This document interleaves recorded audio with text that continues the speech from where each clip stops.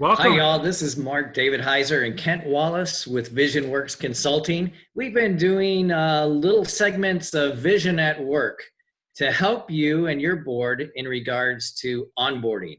We found that it's one of the missing jewels that really brings superb value to your new board members and to your board and to the outcome of your organization. It's critical.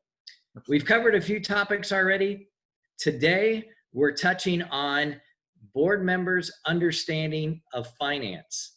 And a key thing can be overwhelming at times, but how do you break it down and keep it simple and understandable? Kent, why don't you start us off?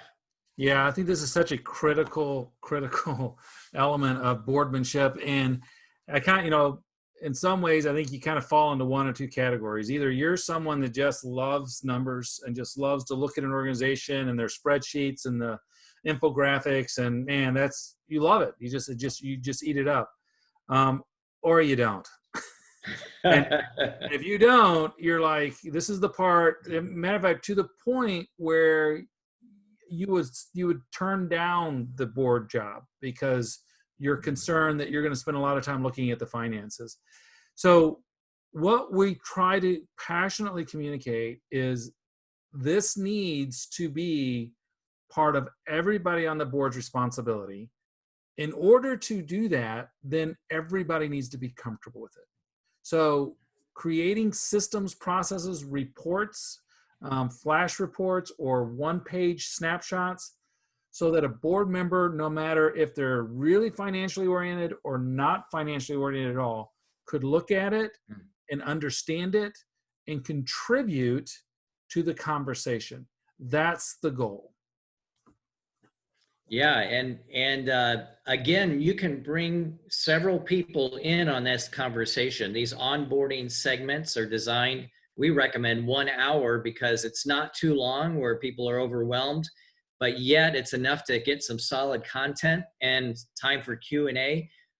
So the people you might have involved in this process, I recommend you always have the executive director in, so they get to know you, but they're also hearing the questions that are coming up, and the treasurer, the board treasurer, would be a good one to have in this. Also, even the bookkeeper, or if you have a CFO, the CFO definitely. You might even want your auditor to be a part of this. Again, so your new board members can ask questions, whether they're surface level or deep level. They can get those instant answers and already become familiar with those who are watching the finances at different levels. So that's a key thing. Yeah, and we believe this is so important, and getting comfortable with the finances for every board member is so important.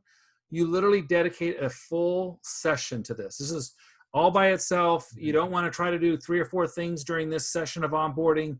Your onboarding session is all about finances and showing them the reports, showing them how to read the reports, showing them how to look at all the information so that they become comfortable with it. And it's kind of the old, Greek philosopher idea is that the teacher hasn't taught until the student has learned, and really embracing that, to go, don't be so dogmatic, like, okay, we showed them how to do it. No, make sure they are comfortable and ask all the questions they need. So when they're looking at these reports on a monthly basis, they have an idea, an understanding of what they're trying to communicate to them. And another thing, what the executive director can bring is he or she can say, this is what I look at every week or every month, and this is what it tells me, so that they hear from the executive director what they're watching and what's on their dashboard, and that helps then the new board member to know what's critical to this organization. Because let's say the new board member might even be a financial person at a local university, but they're looking at totally different things than maybe your not-for-profit's looking at.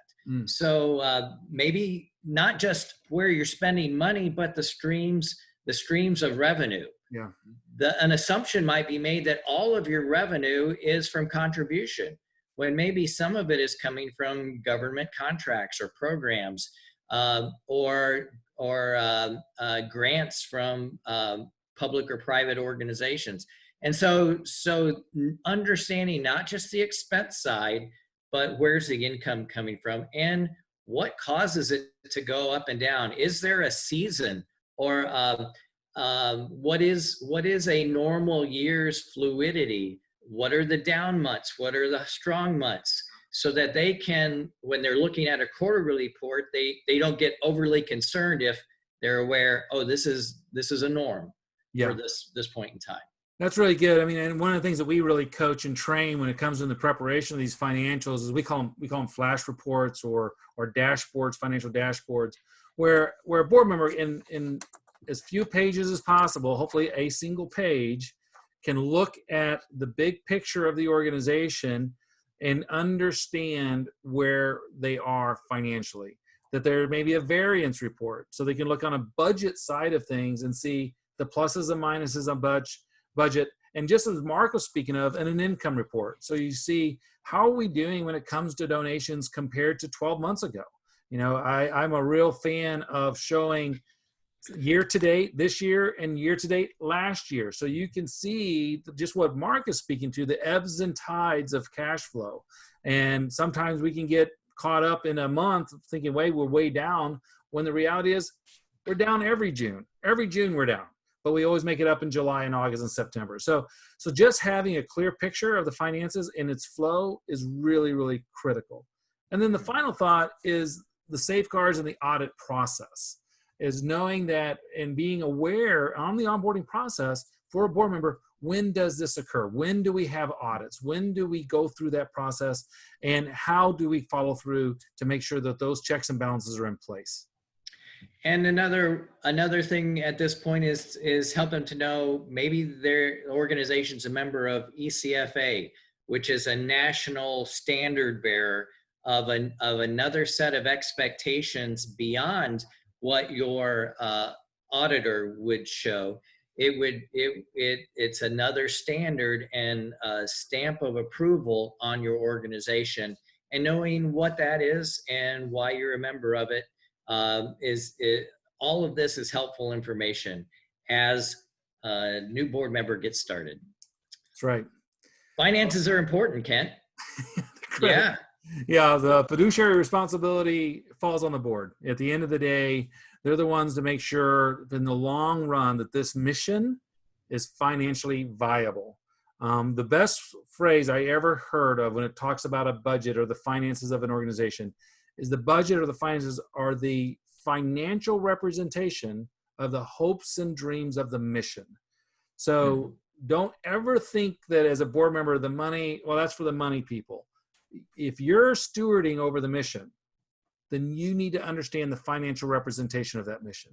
And therefore, as a board member, have a stewardship responsibility to know what you're looking at and how it communicates the delivery of that mission. We're Kent Wallace and Mark Davidhizar. We're with Visionworks Consulting, and we're here to serve you. We'd be delighted to answer questions. No obligation, email, call us. We'd be happy to speak into some of the challenges you may be facing as a board or a board member or as an executive director for a ministry. You can reach us at www.visionworks.us or 269-686-7785. Thank you for your time. Thanks for joining us, y'all.